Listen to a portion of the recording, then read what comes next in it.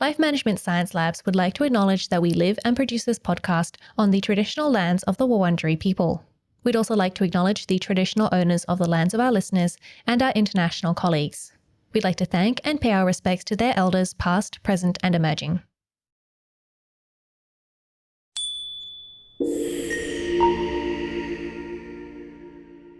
Hi everyone, and welcome to Room by Room, the Home Organisation Science Insights podcast, produced by LMSL, the Life Management Science Labs. We're champions of life management science, providing structured insights informed by science and inspired by practice on key aspects of conscious living. Each week we bring you scientific and practical insights on each element, with the expert knowledge of professionals in the field. I'm your host, Gabriella Joustra, coming to you from Naarm, Melbourne, Australia. Let's begin. Hi everyone, and welcome back to the show. Today we're going to be learning more about compulsive decluttering and finding balance with Dr. Donna L. Roberts. She is a Professor and Associate Dean for Faculty in the College of Arts and Sciences at Embry-Riddle Aeronautical University with a PhD in psychology. Hi, welcome to the show. Hi, it's great to be here. Thank you so much for joining me. Really looking forward to our topic today. But before we do, I'd love to learn a bit more about you and why you're here today. Yeah, so I am passionate about psychology, have always been passionate about education. And what I'm mostly passionate about with respect to psychology is the application of psychology into everyday life and the human experience. So making psychology real for people. It brings the discipline I love to others who may not be thinking much about those kinds of things, and why a certain behavior, why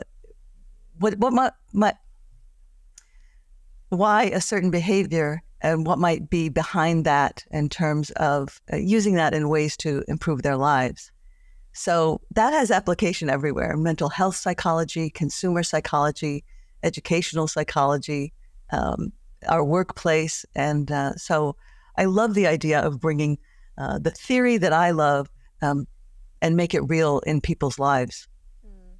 So I actually, I'm studying psychology at the moment, and I think that it's really interesting because we learn all of these concepts in psychology, but at least, in undergrad, you don't actually see the direct application into people's lives. You learn about all these famous studies and why people act the way that they do, but you're like, how does this apply to me? How does this influence me? How does psychology work in me? So I'm really looking forward to our talk today because I think that I'm going to be learning a bit more about that. But before we do learn more about that, we're going to do a section called Have You Met Donna? And that's where we get to know you through some of your favorite things. And the first thing we'd like to know is, what is your favorite book? Oh, this one is so hard because I'm an avid reader. My delight of going to school, my delight of first grade is when our teacher said, you're going to learn to read on your own this year. And so I like to read fiction for just that escape, relaxation. But I'm always sort of looking at fiction with the eye of, what's going on, the psychological background there. I also like to revisit some of the pop psych books that have been written in the past. They may be popular a while ago, and you read them when they come out and they're popular. But then I like to go back and sort of look at them with a different lens a little bit later. So I love Daniel Goleman's Emotional Intelligence. I think that told us so much about some of the underlying things that are kind of going on in relationships and how we move through the world. And I also love Angela Duckworth's Grit. I think that's really an interesting look at what the kind of things that make us resilient. A question that I have is, I believe with, science, we're always changing our perspectives. We're always changing what we know, because that's what science does, is that they examine things and come to new conclusions. Have you gone and looked at any, famous books, well-known books, and, seen what maybe, 10 years later, oh, this is actually wrong, despite thinking it was a great book when it came out? I think we do that with all of our foundational theorists, certainly. And I think it's important to do that and look what pieces apply and why they applied then. I guess Freud's the best example for that. Freud was just the founding father of psychology and came up with so many important concepts that just drove the field forward. And not every one of those is a perfect fit. Not every one of those was completely accurate necessarily. But when you think about it in the context of when it happened and how it evolved, those foundational theorists are just so important to the field. And they give us the foundation to come back and be critics about certain concepts and find out where it fits and where it doesn't. And, human behavior being so complex, we need that. We need to look at the different slices and to see what fits and what doesn't. And of course, society itself has changed so much that, human behavior has evolved to respond to that. So it is interesting to go back and see what pieces, even pieces and foundational studies that are in our textbooks in psychology and social psychology, look at how they made sense in the context they were in, but now, some of that fits, some of that doesn't, or this is how people have changed in how they relate to each other or how they move through the world. I had thought about, how our understanding of psychology and human behavior changes, but I hadn't thought about the fact that human behavior would change. I guess I thought that maybe we'd be this. It makes sense because obviously we're not the same as we were 100 years ago or 200 years ago, but I kind of hadn't thought about that. That's so interesting. Thank you. Sure. It's, and as society changes, there's just that reciprocal relationship between how we affect society and each other and how society affects us. yes, and I'm not sure if we're going to be able to talk about that today because I'm not sure if hopefully maybe we'll talk about it, but we'll find out later in the episode. And have you enjoyed any movies recently? I love to watch documentaries. And so that's, again, related to human behavior and all of that. But interestingly, one of the kind of fun movies that, and this happens a lot for me, that then I look at, well, there's more layers here. And it's not just sort of a fun entertainment, was the new Barbie movie. And so I was interested in that, just because of childhood nostalgia. I mean, Barbies were a huge part of my life with my friends for a decade. And so, there is that aspect. I love the tagline of that movie that, if you love Barbie, this is the movie for you. If you hate Barbie, this is the movie for you. And so there's all of that.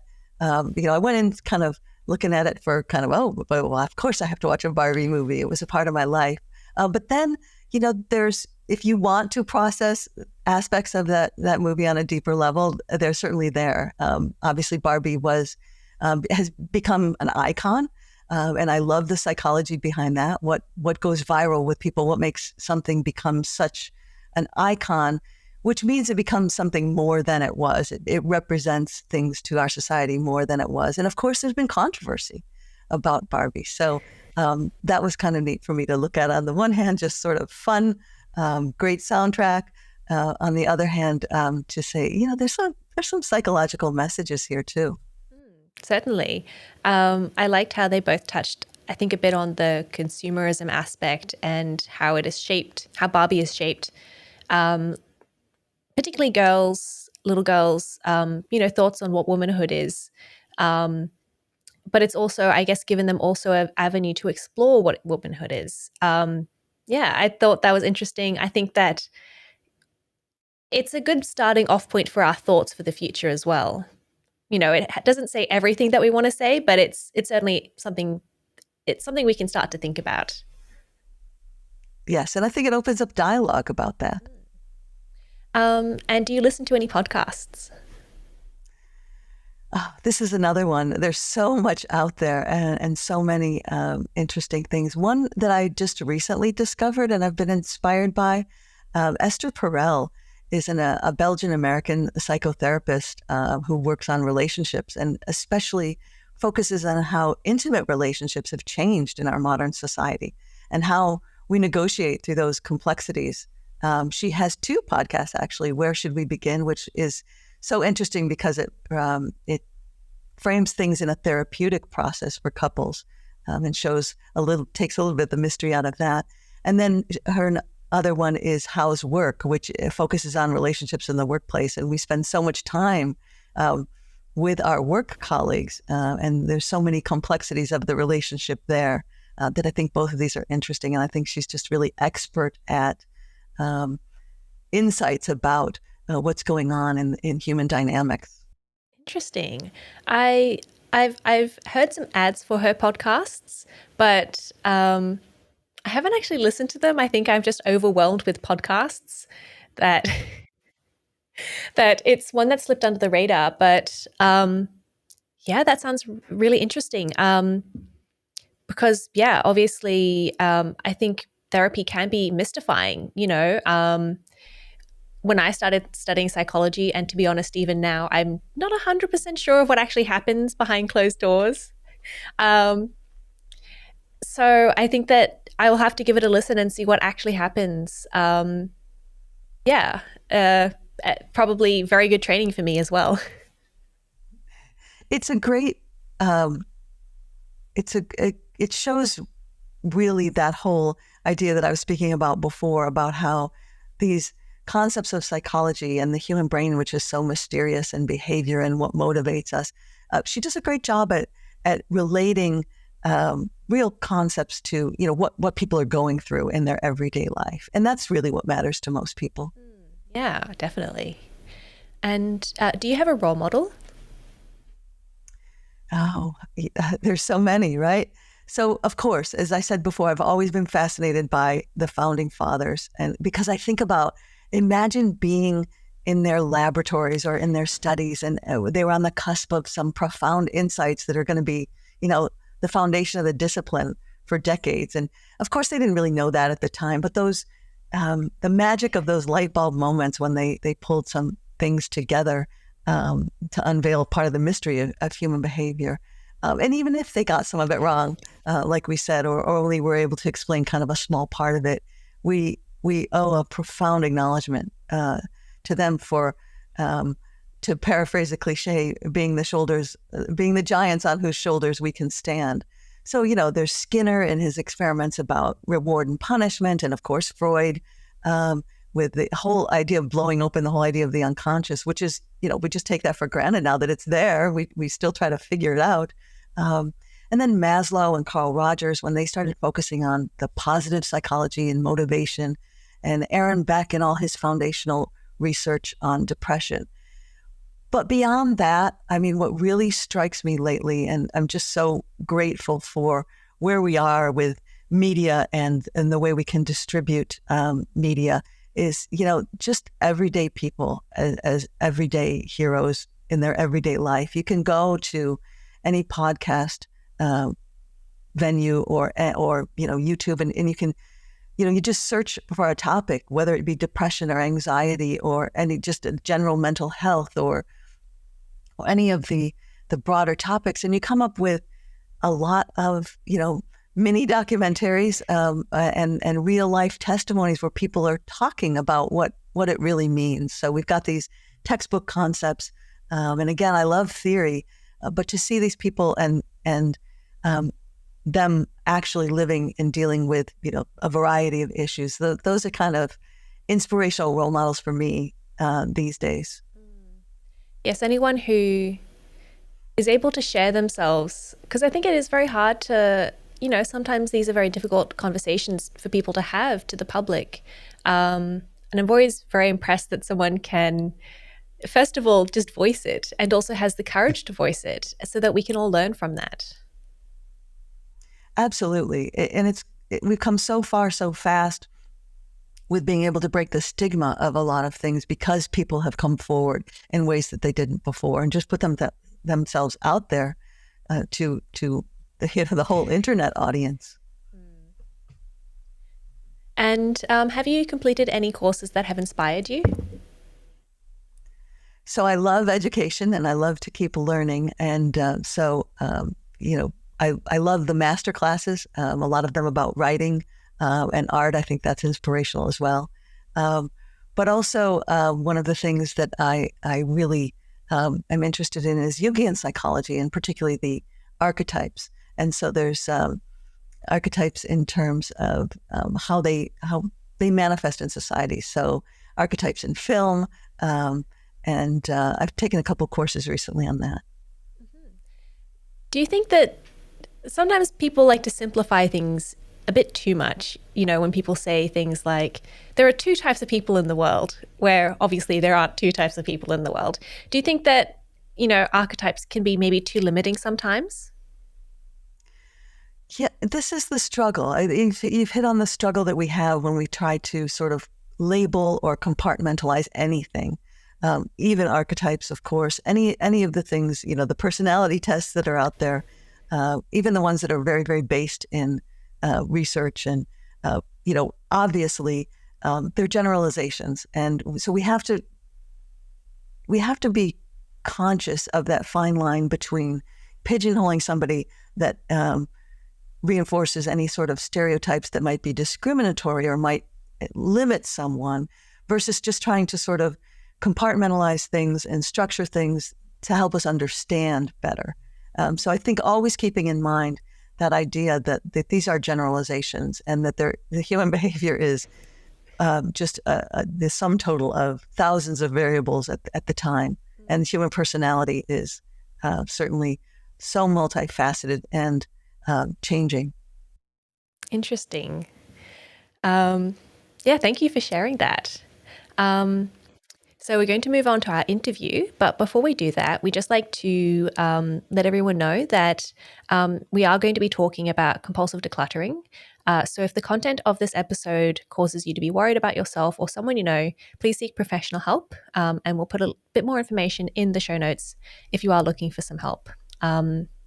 So we're going to be talking about compulsive decluttering today. But before we do, we like to get a few definitions out of the way so we know where we're starting from. So the first thing we'd like to know is, what is your definition of home organization? Wow. Yeah. So this is truly an important place to start in this discussion and in a lot of discussions. In order to reach any goal, we really need to understand what it is and what the end game truly looks like. And often we skip this step. We gloss over it without truly peeling back the veneer on what we've been told some goal looks like.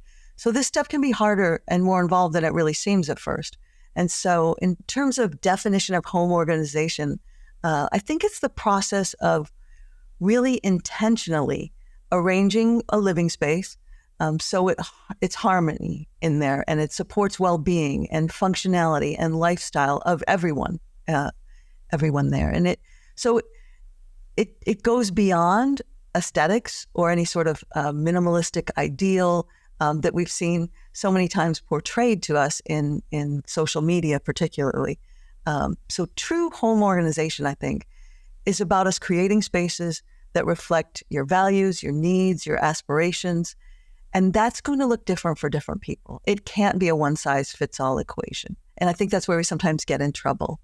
So it's not just about, the picture perfect rooms. It's not just about eliminating possessions or us adhering to a specific trend, but really deep diving and understanding your relationship with belongings and your environment. And so it should be a reflection of the whole family living within it, with balance between comfort and utility and personal identity. And that means it's a pretty dynamic process because we change and our lives evolve. Interesting. So the home organization is a goal. It's and it's different for everyone. My vision of home organization might be different from someone else's.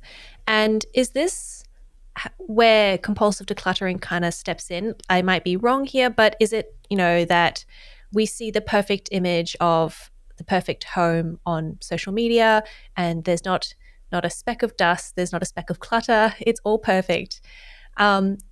is this maybe one of the causes of compulsive decluttering? And what is compulsive decluttering? I definitely think that plays into it. As you described it, there's not anything in the trash can kind of thing, and so and that's not realistic. And yet, so many times in the media, over time, always, and this is just sort of the new manifestation of it that we've seen. It used to be, pictures in magazines, things like that. So we see what is the ideal, and it's held up to us, and we think everybody else is getting there, and we're not, and so that starts to cause anxiety, certainly. And human behavior is complex. It's mysterious because there are so many variables about how we think and feel and act in any given moment. So, and most aspects of human behavior exist on a continuum. There's level of dysfunction at one end, extreme, and level of dysfunction at the other end. And we're looking for the sweet spot of balance somewhere in the middle. So you can be manic or you can be depressive, and there's a balance of energy in the middle between those two extremes. Or you can be compulsive. You can compulsively hoard or compulsively declutter. And again, the balance in the middle. But again, that middle ground varies among individuals, and it's not the ideal. So if we're talking about compulsive decluttering, the DSM, which is the criteria for psychological disorders that psychologists and psychiatrists use, since 2013, it's had hoarding disorder as a disorder listed. It doesn't have compulsive decluttering. It touches on this idea of it with respect to obsessive compulsive disorders. It's been termed obsessive compulsive Spartanism. So really, compulsive decluttering is a behavioral pattern where there's just this persistent, overwhelming urge to remove or discard items from your surroundings. And it's a disorder because it becomes something that disrupts daily life, it disrupts relationships, and disrupts overall well-being. And it's very important to differentiate between, again, that spectrum, healthy active decluttering, which people undertake to create a more harmonious environment, and compulsive decluttering, which starts to be something that's driven by distress and anxiety and discomfort. So, say that I decided, to declutter my home. At what point would you start saying this isn't a normal practice? This is starting to become dysfunctional. What signs are you looking for? Yeah, that can be hard to see. It can be hard to see in yourself, and it can be hard to see in others. But there really are some fundamental distinctions. And paradoxically, sometimes there's some pieces of this that really do reflect many of the same kinds of things with compulsive hoarding. But with respect to the distinction, we look at the underlying motive and the underlying emotions. So regular decluttering, non-compulsive decluttering, there's a desire for organization and simplicity and a certain aesthetic. And it's kind of a positive thing, a decision to move forward to kind of make things better. Whereas compulsive decluttering is driven by intense anxiety. It's the anxiety and the distress that you're trying to mitigate here, not really the space. That's just, the means with which you do it. It's also, you can kind of delineate it with looking at kind of the frequency and intensity of this. So normal decluttering, there's sort of a periodic time. Maybe you do that every week, Saturday morning, or you do it, spring cleaning, a specific time, or once a month, everybody gets together and tackles a big area like the garage or the attic. But compulsive decluttering is this constant, incessant urge to declutter, even spaces that are already decluttered, that you just did, yesterday kind of thing. So it's this intensity of emotion that's attached to it, and also that it's ongoing, that, when you, it's also attached to the outcome. So when you declutter in a positive way, you step back, you feel good about it, your space is more organized. But the outcome of compulsive decluttering is, well, it can be taken to the extreme, very excessively sparse living conditions where even essential items have been discarded. But it also doesn't have that sense of peace or calmness that is, those kinds of emotions are just temporary with compulsive decluttering because the anxiety returns very quickly. So this is maybe too personal, but every once in a while, I'll feel like my house is too cluttered. There's too much stuff. The shoes are left in the middle of the room and I can't stand it. It makes me feel very anxious. It makes me feel very frustrated. And I have to tidy everything in the house immediately. But this happens maybe once a week or once a month, depending on how messy. So from the sounds of it, that's not like this is not obsessive compulsive Spartanism because it's irregular. Is that correct? Well, that's true. And there's also other aspects there. It's thoughtful. You're tripping over the shoes that, we all have really busy lives these days. So it's easy to get our spaces. And we also have a lot of possessions typically. Mm-hmm. And so it's easy to get our spaces very cluttered. But the way you described it, it's sort of balanced and thoughtful. Yes, it creates anxiety. That's, clutter does. But you look at that and there's a different sense of your relationship to the object as well. This thing is in the way, is not where it's supposed to be.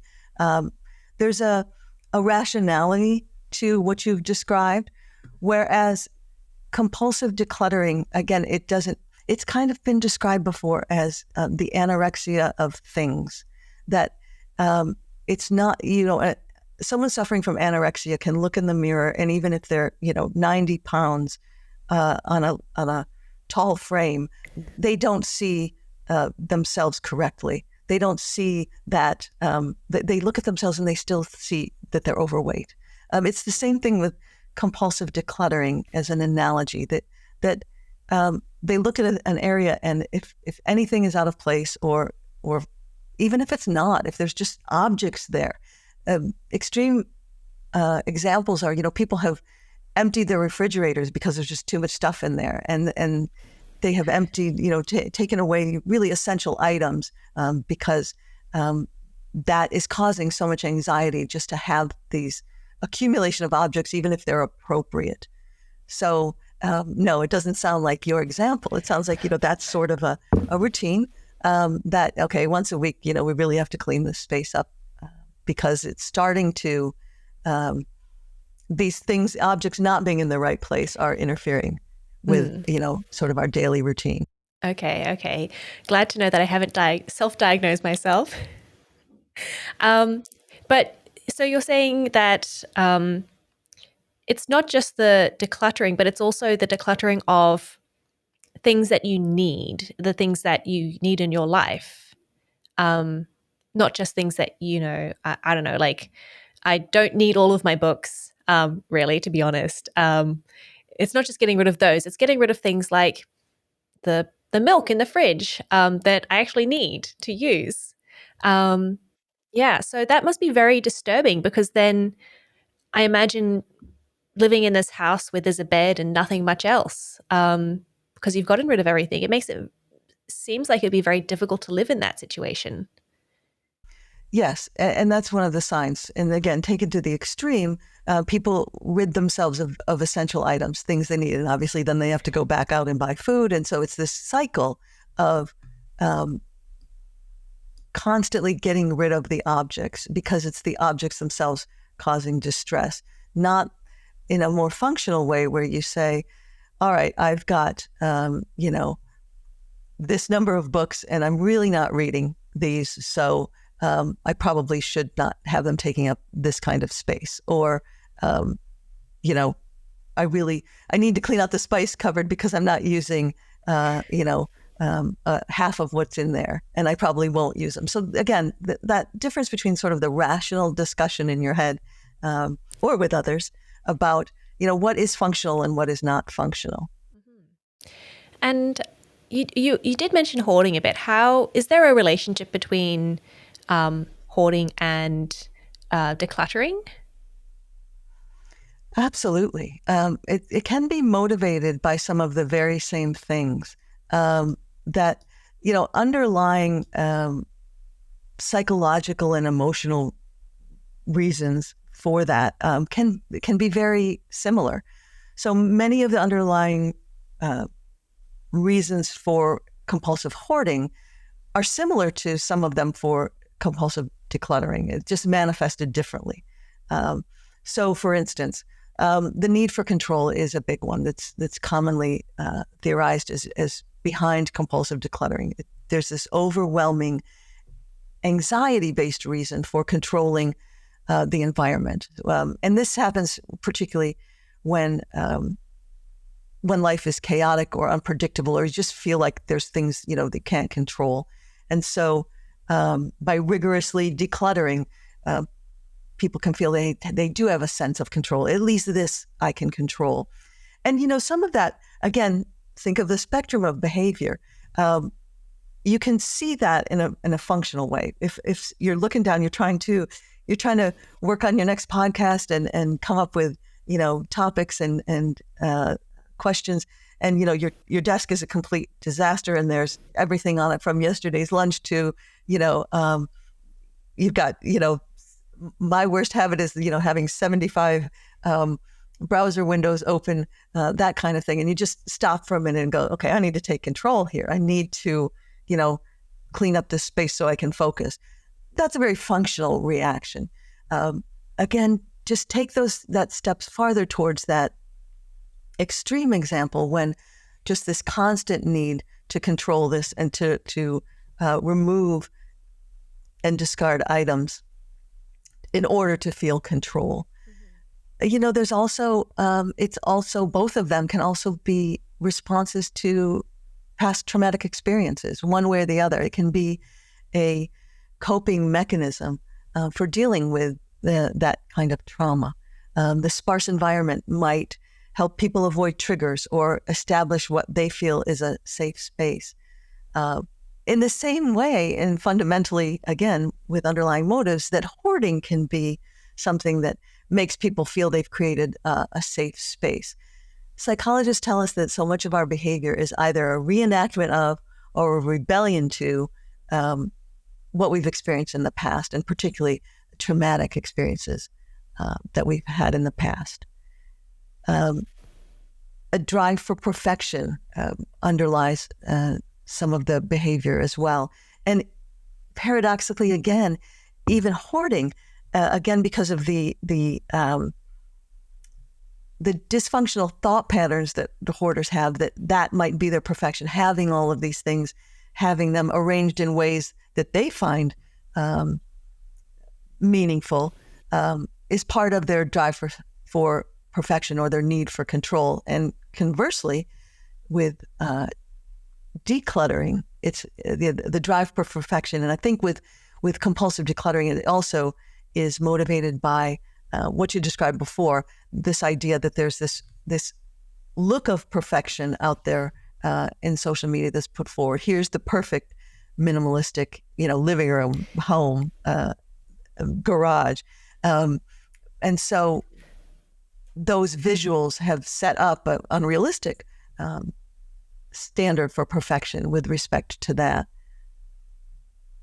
Both are also trying to possibly engage in some avoidance behavior. So in both ends of the spectrum, this can be a distraction from more distressing emotions. So with respect to decluttering and or hoarding, really, if you think about it, we all have just 24 hours in our day, and we all have a lot of things competing for that time and energy. And so the activities involved in either compulsive hoarding or compulsive decluttering take time. And so they also, though, because they take time, they take our attention, and they can be a distraction from other things that we don't want to look at. I think one of the big distinctions, too, is that, hoarding is obvious. You look at it and you see it, and you look at mess, you look at disorganization, and it's blatantly obvious. It looks like a problem. Whereas particularly now, where decluttering and minimalism is such a part of the social dialogue for a lot of reasons, with respect to just individuals, with respect to consumerism and our environment and all of those aspects. Minimalism is a positive thing. And so it's harder to look at both in ourselves and others and actually see, okay, this might be a problem, until we see the ways and then it manifests in extreme, like suddenly you have no food in your fridge.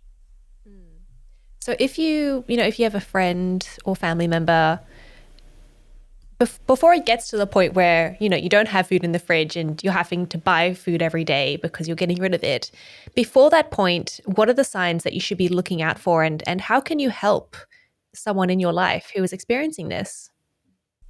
Sure. So again, it can be a challenge to see this in other people and it gets very much reinforced, again, particularly right now. So you go into somebody's home and it's, just pristine, and they'll get a lot of positive feedback for that. They'll get a lot of, I can't imagine having such a clean house, or that feeds into their perfectionism, of course.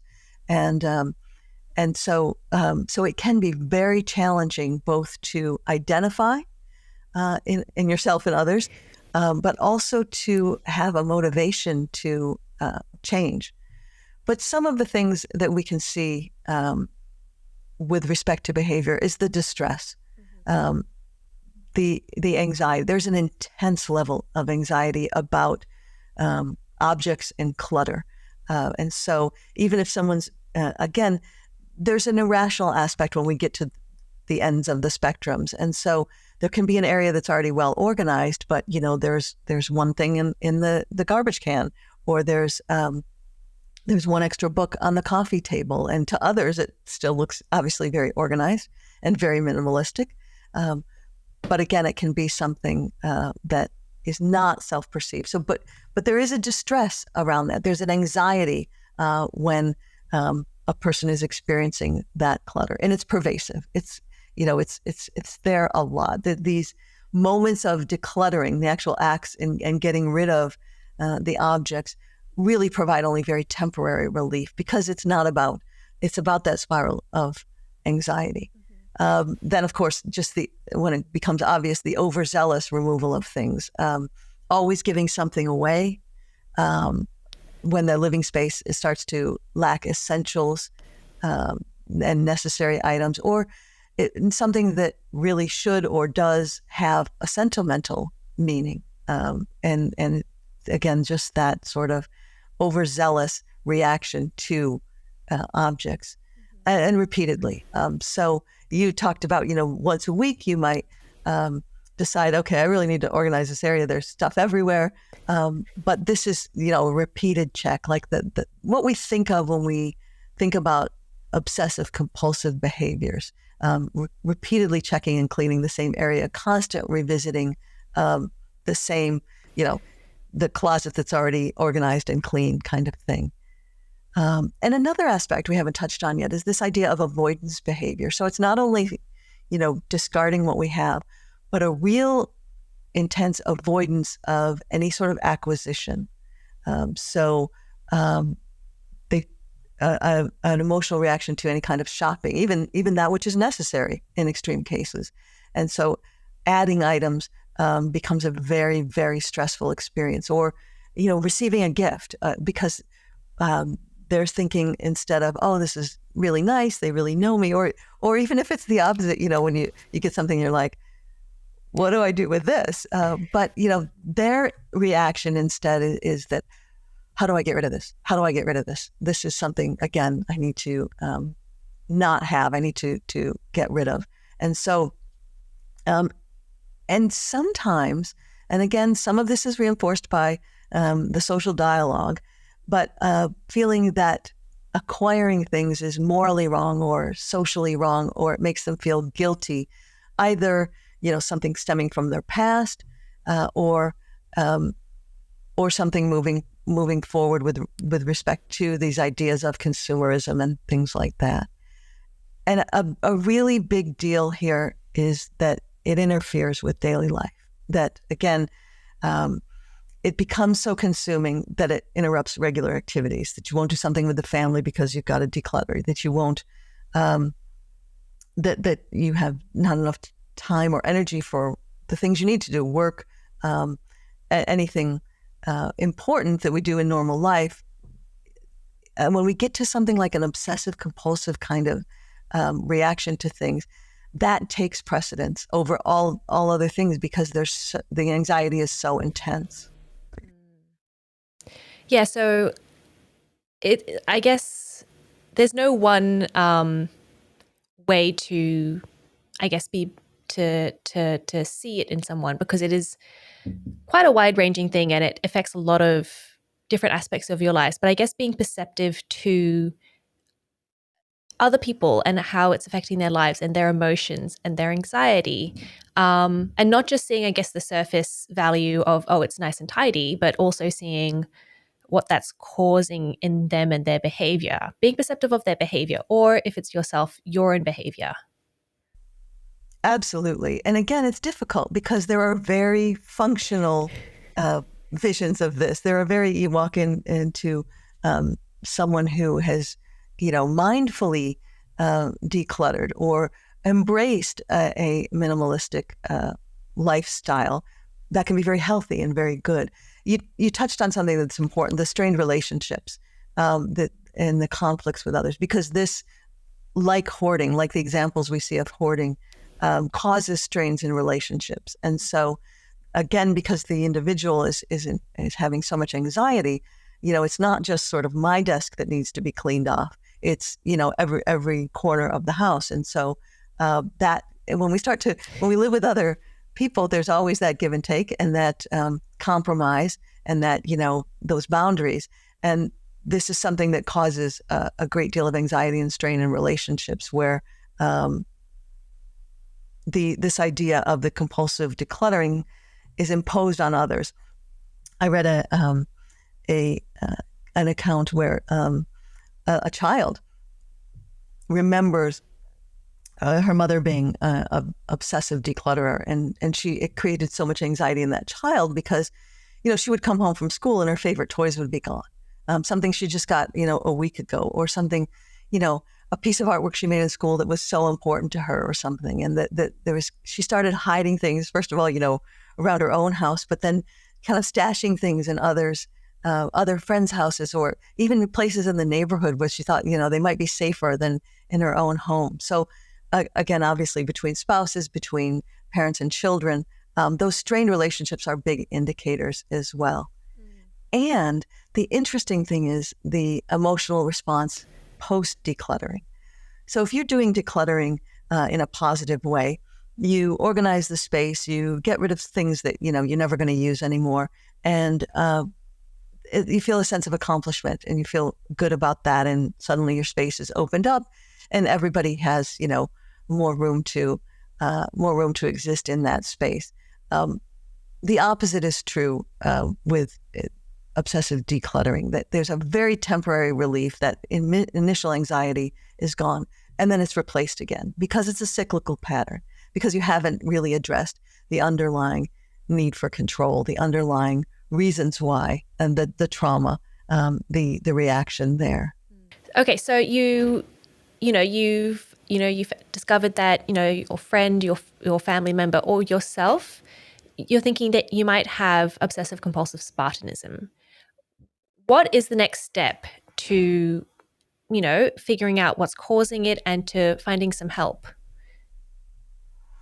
Sure. Yeah, I think there's educating yourself further. If you have that, wow, is this me? Kind of like what you did earlier, saying, wait a minute, I do this, but does that does that fall under this? And, it's going to be a deep dive into, some personal reflection there. So to understand the idea of compulsive decluttering and that continuum of behavior, what it looks like on each side, and then to sort of really reflect on, as we talked about, the individual differences. So what does that mean for me? So for instance, myself, I love trinkets. I love stuff. And And so on my desk, I like, these little things here and there that just kind of make me happy. And I look at them and there's, there's my scented candle, and there's, something from my childhood. And there's, a picture of the first time my spouse and I met. And there's, just little trinkets and things that I like. And so that inspires me. So when I'm either teaching or when I'm writing or, just surfing the internet, these things are around me and I glance at them and they inspire me. They give me positive feelings. That can be completely different from maybe your work style, where in order to think, you need a completely, desk that has nothing on it, that's this blank slate, so you feel like you can sort of pour your ideas into it. Both of those are very functional ways of working. So understanding, your own style and what works with that, then going on to, okay, where would this sort of go into extreme behavior? So for me, when there's so much stuff on my desk that I can't, move my mouse, or there's things, that's when I know, okay, you gotta clean this space up, or when it actually becomes disorganizing for me. So really educating about, the theory of things and what that looks like, and then doing a deep dive and applying to that to your own circumstances, your own preferences, your own personality. And really an important part is opening lines of communication. So as we said, this is difficult aspect relationship-wise, that it causes strain on relationships. And so probably some of the behavior patterns that have evolved from that are people avoiding talking about it, or people, the anger, and defensiveness on both sides. So you need to open that line of communication to sort of let your barriers down and approach people to say, tell me about how my behavior here is distressful for you, or what part of this, doesn't work for you. And then actively listen to that, and understanding that, they're coming from a different place. And that can be hard because, again, you have very intense feelings here that overwhelm everything. And of course, think about professional help. Think about seeking therapy or counseling or support groups, so that you can get another perspective, get out of yourself and have another perspective. And so working with people, again, in your life to set boundaries. Okay, here is where I can play around with decluttering. This is, my room or my desk or my space here. And here is where, I really have to let other people express themselves in their ways. And so thinking about other ways that anxiety could be relieved. And this is, again, where support groups and professional help come in too. You can't always get there by yourself.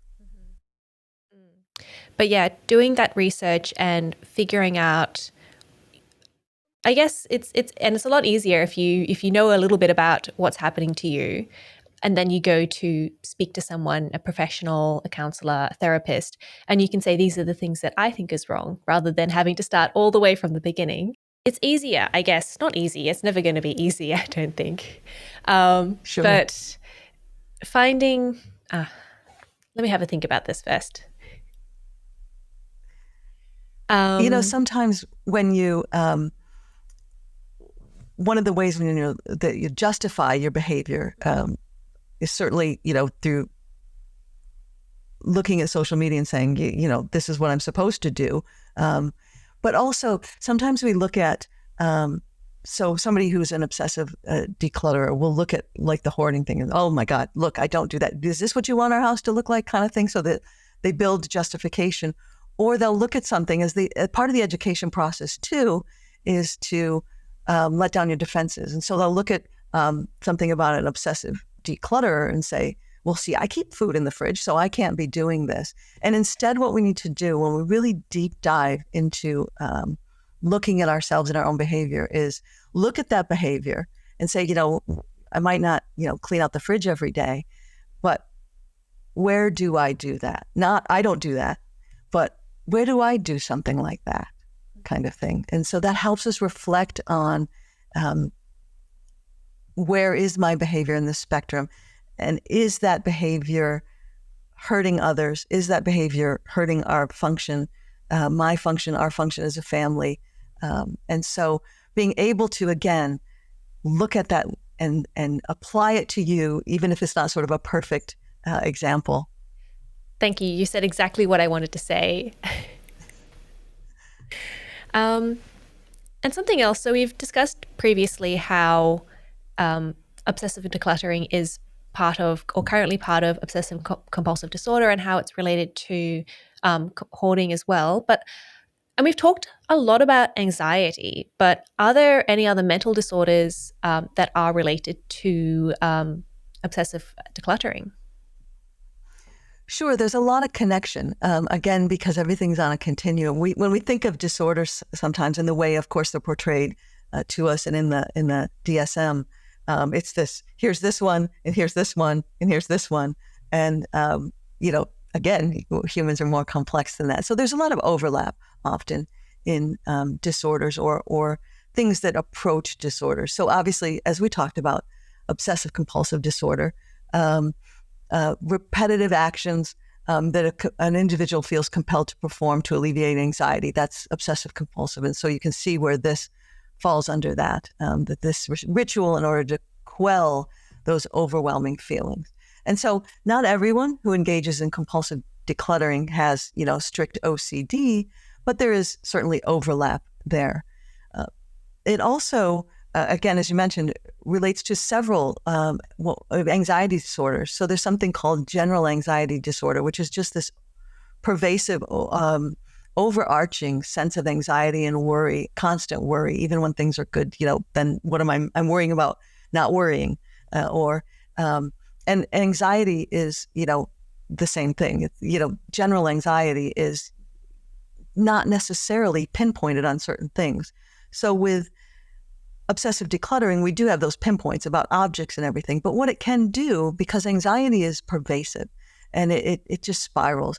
And so, and that's why, again, you don't have the relief that you expect from, or it's very temporary, that you expect from the decluttering.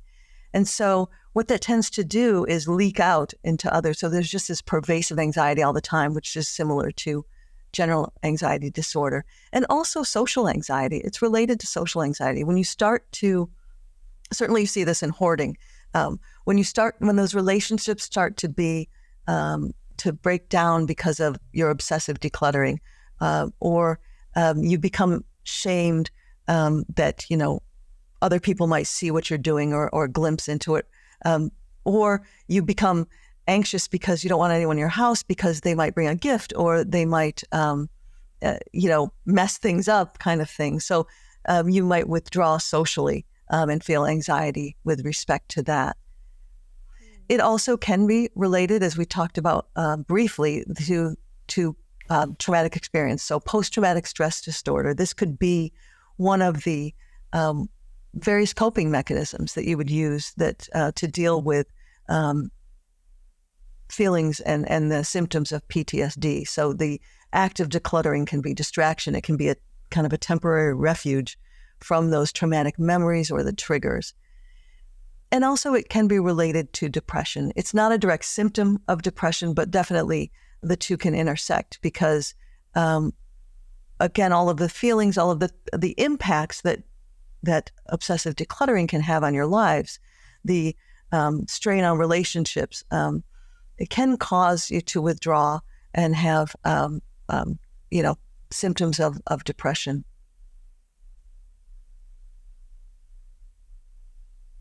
Can you give an example for that? Sure. So many times when we move towards the extremes of human behavior that start to be dysfunctional and start to look like disorders, things spiral and things build up. So at first you're just, cleaning the house too much. And instead of going out and enjoying activities with friends or family, you're instead cleaning or decluttering. And so, again, your social ties start to break down. It's put strain on relationships, and that can again make you feel like you're isolated, which oftentimes can spiral into depression. If you start to think that you've got a problem with this, that this is something, and the anxiety's not going away. Anxiety and depression can be very, very interrelated, because anxiety is a very isolating kind of feeling. It's so overpowering for you, and it makes you withdraw often. And so a person, it can sort of lead you to kind of depression because your relationships have broken down. You still don't feel good about your space.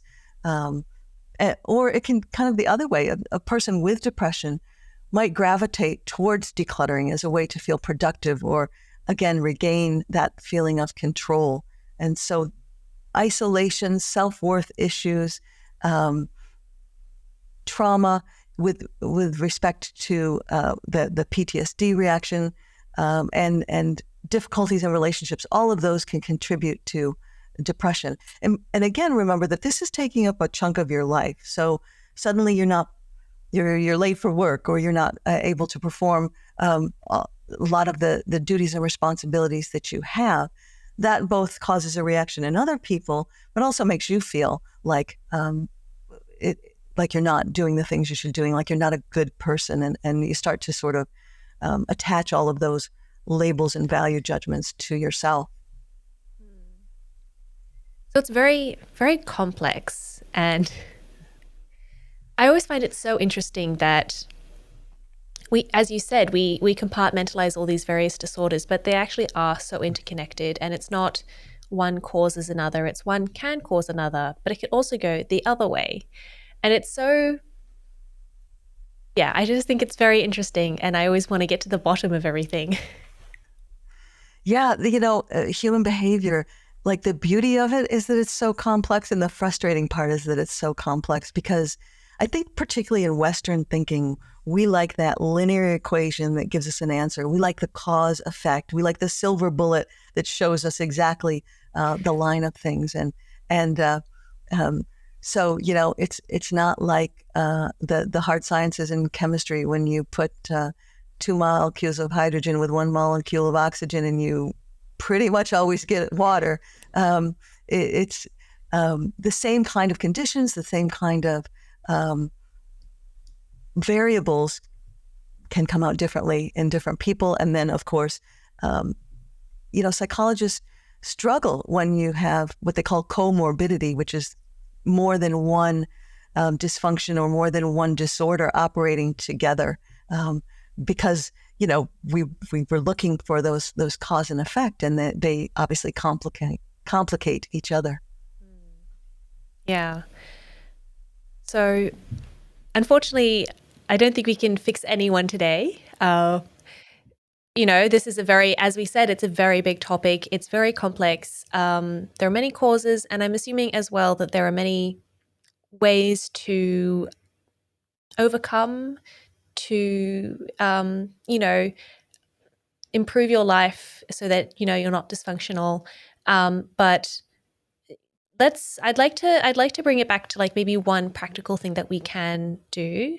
And so I was wondering, is there something, in your own life that you do to manage clutter in your home? A practical tip for our listeners, maybe.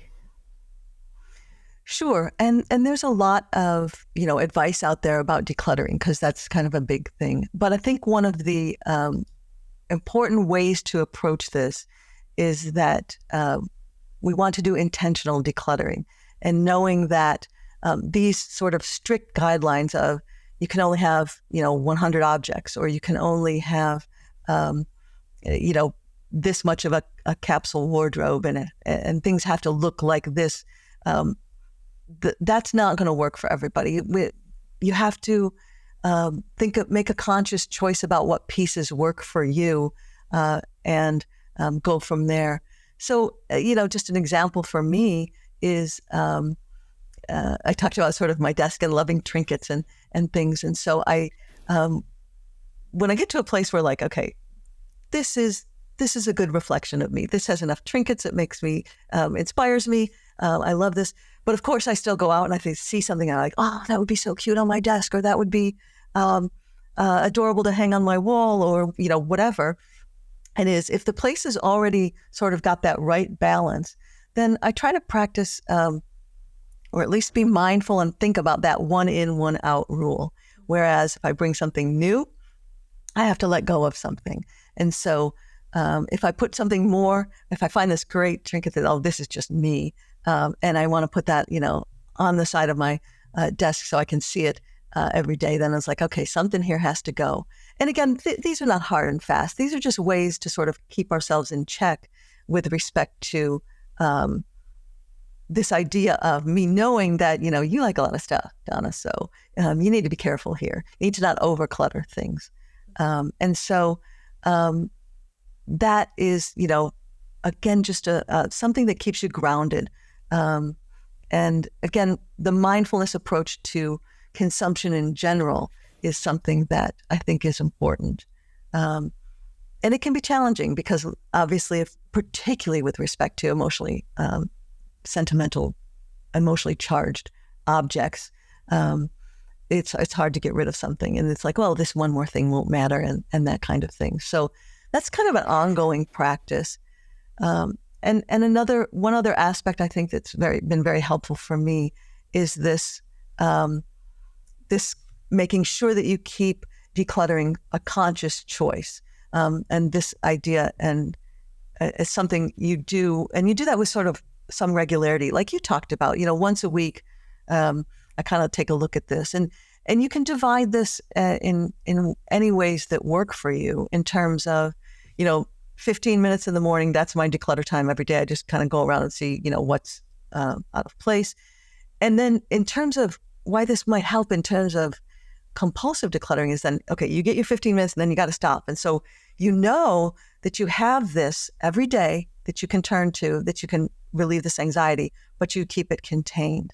Or, if it's not every day, if it's like, okay, once a week, Saturday mornings is when we do this, and you can extrapolate that farther. Okay, once a month, we as a family tackle a bigger thing, the closet, the garage, that kind of thing. So having these very intentional boundaries on that also, it gets others to participate as well. It has a consistency to it that can mitigate some of that anxiety.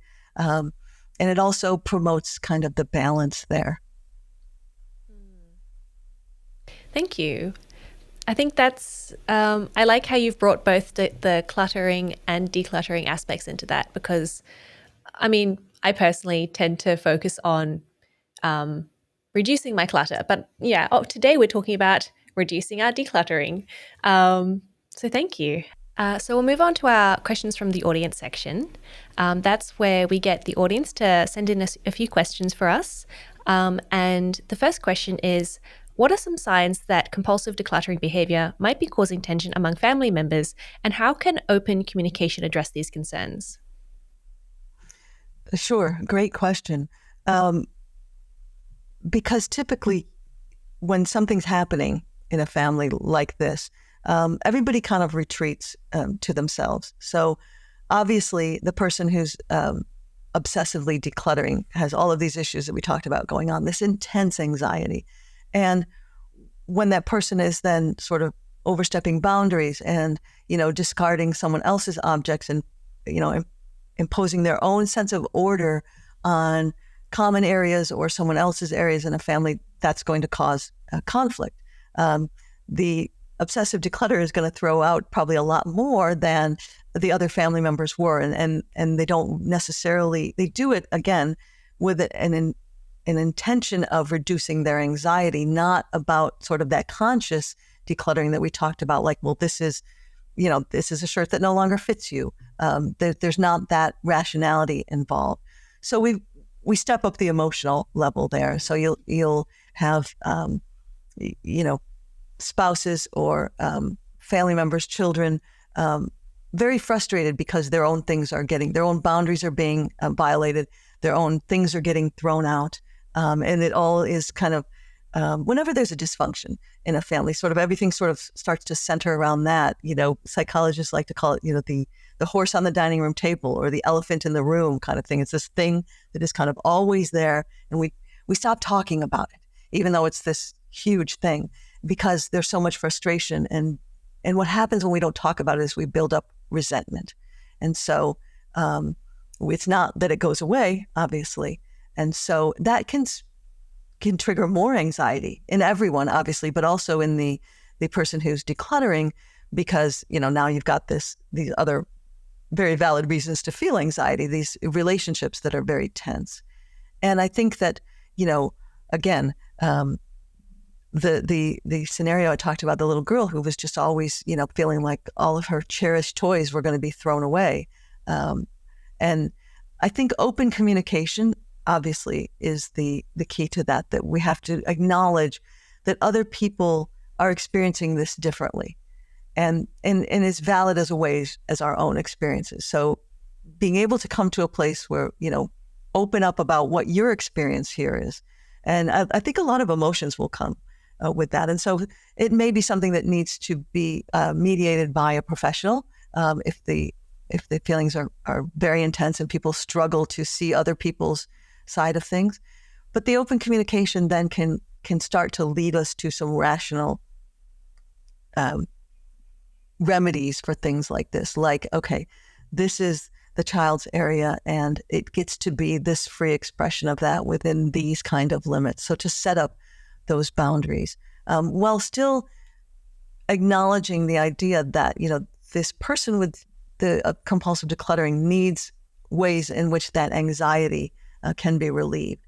And so then we can work on steps where, okay, since this really isn't about all of the objects, this isn't a conscious decluttering, a rational decluttering, what can we do to get to the heart of the matter, get to that anxiety? And so we can come together with ideas about what reduces anxiety. Is this, can we do exercise? Can we do meditation? Can we, instead of, starting to throw out everybody's things, can we, go for a walk that at least steps us outside of that, starts to work on some of our anxiety and gives us that moment separated from that intense environment where you just want to start throwing things away, to start thinking about, what is the behavior that I'm reacting to? What should I do? What is a rational way to approach my feelings of wanting to throw things out?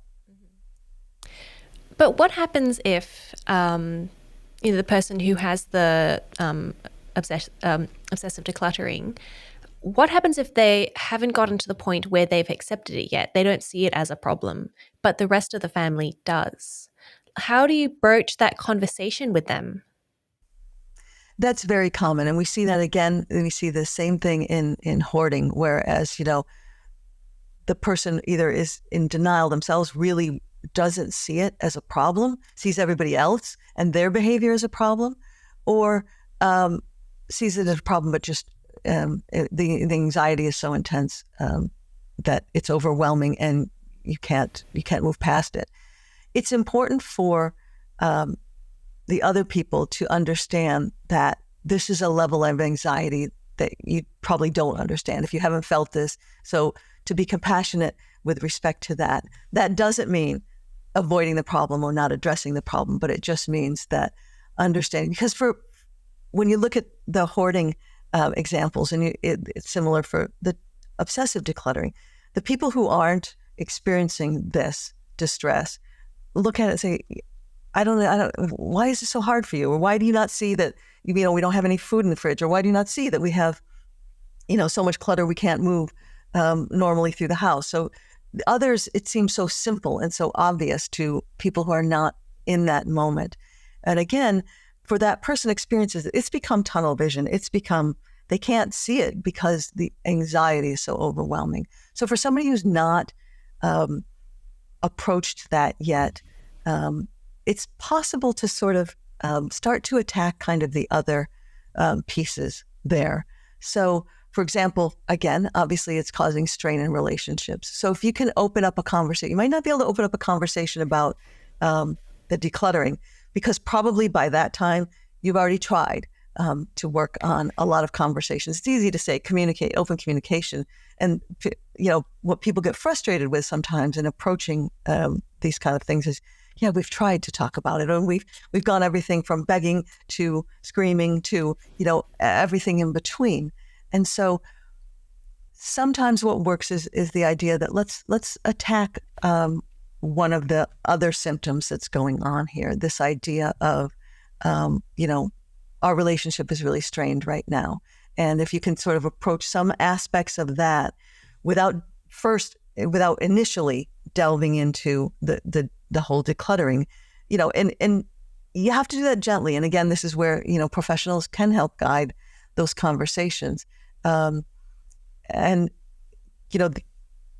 the core work obviously is with the person with the decluttering problem, because their first and fundamental activity that they have to do, the thing that they have to do is find that realization, find that understanding, admit to, that there is a problem here. But again, sometimes to get them to that is to take a look at some other aspects of it. And some of it might be things sort of approaching the solutions first before you attack the problem, if they really are completely resistant to looking at it as a problem. So saying, you know what, I'm starting to see those triggers, starting to understand the triggers and saying, you're starting to get really anxious, let's go for a walk. And what's practical? I mean, people have busy lives. And so some of this is very difficult to incorporate in schedules. But if you can notice triggers and start to do okay, let's work on the anxiety. And we don't even have to talk about the decluttering yet. Let's try to work on the anxiety, or let's try to work on the relationship problems and sort of chip away at getting toward, the decluttering is a problem here. Okay, thank you. And our second questions from the audience is, and this relates a little bit back to what we discussed before. So how can we navigate decluttering influences from social media while making decisions about our possessions based on our own needs and values? That is hard. That is really hard, because there are so many very compelling images out there in social media. And we, again, just like, previously it was not the social media necessarily, it was, in magazines, this whole picture of, what the perfect body looked like, what the perfect vacation looked like, what the perfect wardrobe looked like.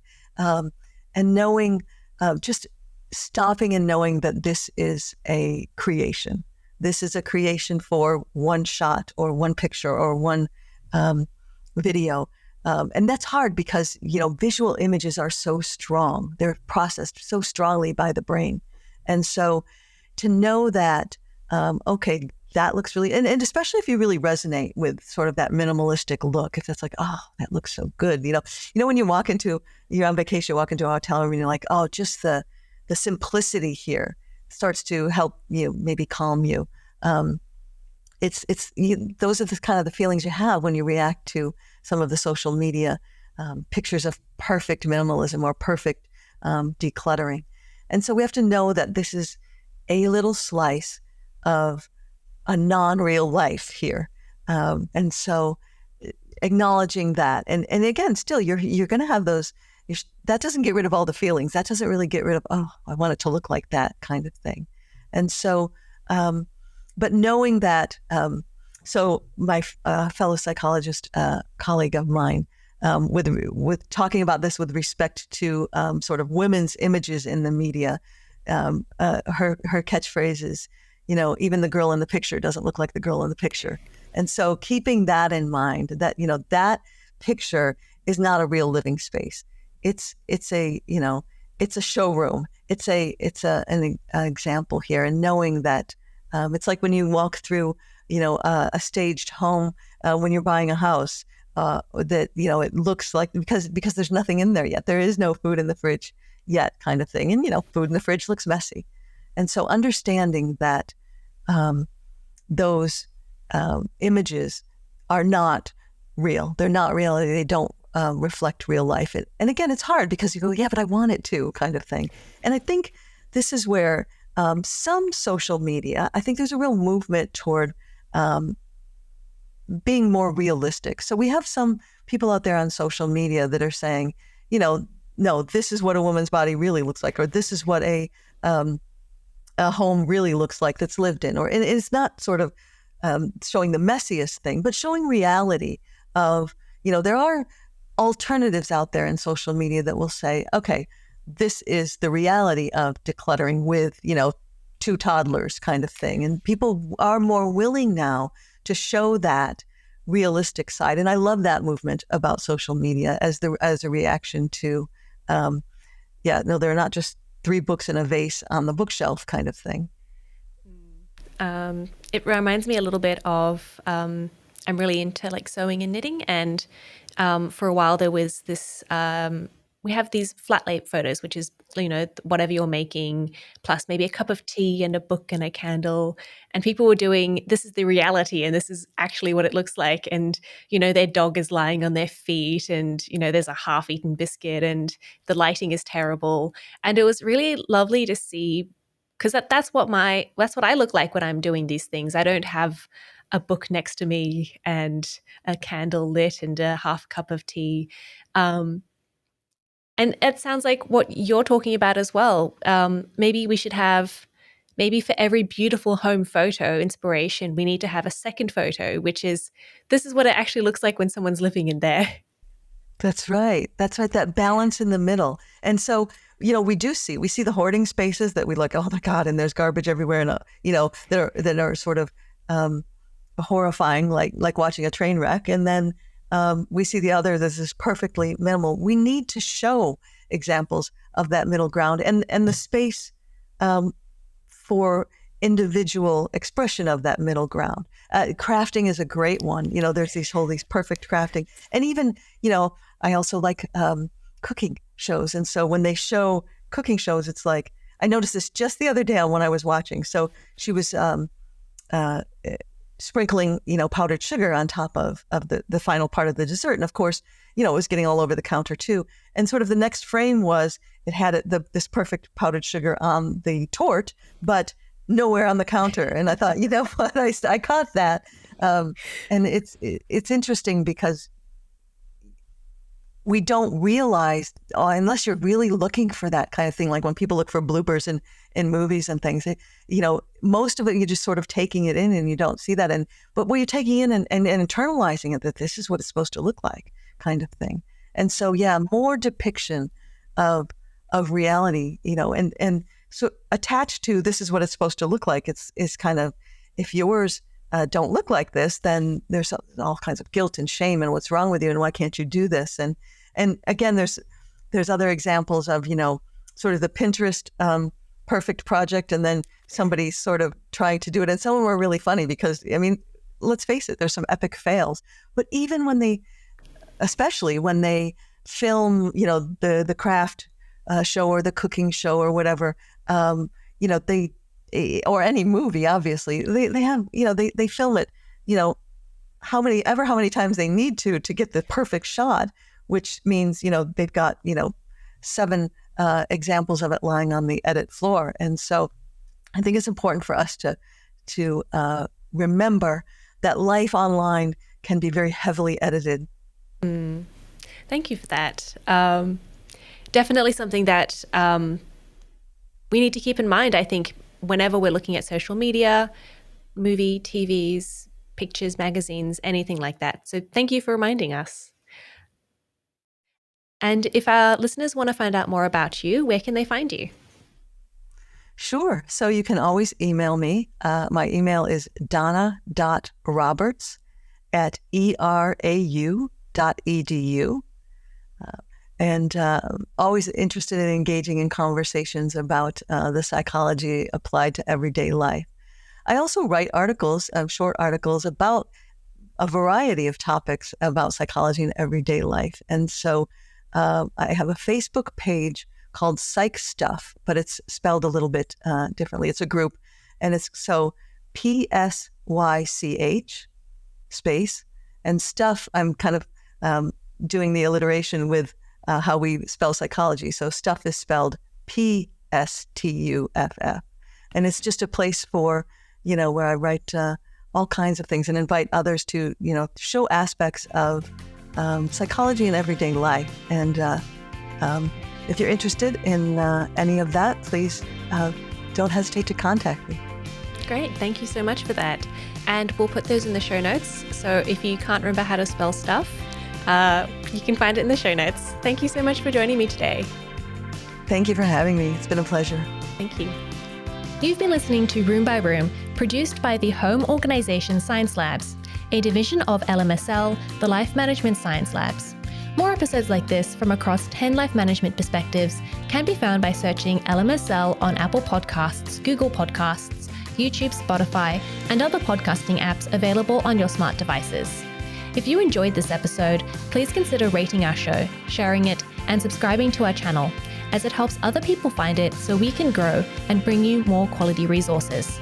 More of our work can be found on our website at ho.lmsl.net, where you can join our movement. I'm Gabriella Joustra. Thanks for tuning in.